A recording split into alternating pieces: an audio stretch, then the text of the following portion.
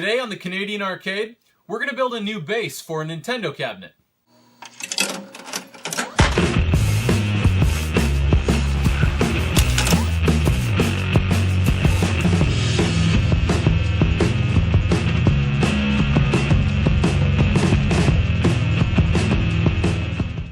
First things first, we need to take the old base off, so I'm going to lay the cabinet down on its back. Next, I took a wood chisel and removed the old base. We're going to use these pieces in order to get the measurements that we need for the new base that we're going to make out of new wood. The base of a Nintendo cabinet is approximately 55.5 centimeters wide by 63 centimeters deep. For this new base, I'm using 3.5 by 3/4 inch poplar. I picked this up at Home Depot. It's not exactly the same size as the old wood from the old base, but it's close enough, and this saves me from having to mill down another board to fit exactly. Besides, some people use this as an opportunity to raise their Nintendo cabinets up a little bit higher, because the American and Japanese classic cabinets were always thought to be a little low. Next, I set up my saw so we could make a few of the support pieces that are going to go on the inside of the new base. I set up a stop block so that I could cut 4 equal size pieces. Here I'm using another piece of poplar. This is something I got from the Hobbywood section at Home Depot. It's about 1.5 inch by 1.5 inch. These little cornice supports are also a nice place where you can install leg levelers. Now keep in mind the classic Nintendo cabinet didn't have leg levelers, but this is a good place to put them if you want them. I'm not going to use them in this build, I just want to go classic like the old cabinet base was. I'm also going to use this wood to make 4 4-inch long strips that we're going to use to attach this new base to the bottom of the cabinet. Next, I gave all of the pieces that I cut up a nice little cleaning with the sanding block. I marked up all of the smaller pieces so that I could pre-drill some holes. This is going to come in handy when you're constructing the actual base. Pre-drilling all these holes is quite repetitive and time-consuming, but in the end, you're left with a much nicer product. It definitely helps with wood splitting when you're screwing the whole thing together. Now it's time for the assembly.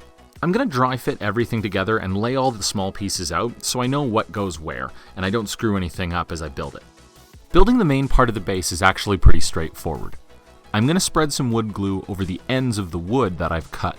Now, if they're all 45 degrees exactly, it should come out quite square. In order to clamp this together evenly, I'm going to use a ratchet strap because I don't have any of those fancy corner clamps that you can get at the hardware store. I've also chosen not to use staples, nails, or any kind of screws to hold this main part together. That glue is going to be strong enough by itself once you get it set. Plus, with all the over-engineering on my design, this thing's going to be bomb-proof for at least another 30 years. After the wood was securely held together by the ratchet strap, I added the corner blocks. These corner blocks are where I mentioned earlier that you can add some leg levelers if you decide to put them on your cabinet. After letting the glue set, I pulled off the ratchet strap, marked off where I wanted to put the connecting pieces, then with the addition of some wood glue, it was time to attach them to the new base. Because the glue's a little slippery, I used a pair of clamps to hold them down just so that they were perfectly flush with the edge of the wood of the new base. Once I was happy with their alignment, it was time to screw them down into the base. Once the glue was dry, it was time to give the base a little bit of color. I like using Rust-Oleum Painter's Touch. Their flat black primer and semi-gloss black will do just nicely for this. I also like using the Rust-Oleum spray gun attachment for their cans. Only the 4 sides of this base are ever really going to be seen, so there's really no point in painting the entire thing. I mean, I guess you can if you really want to.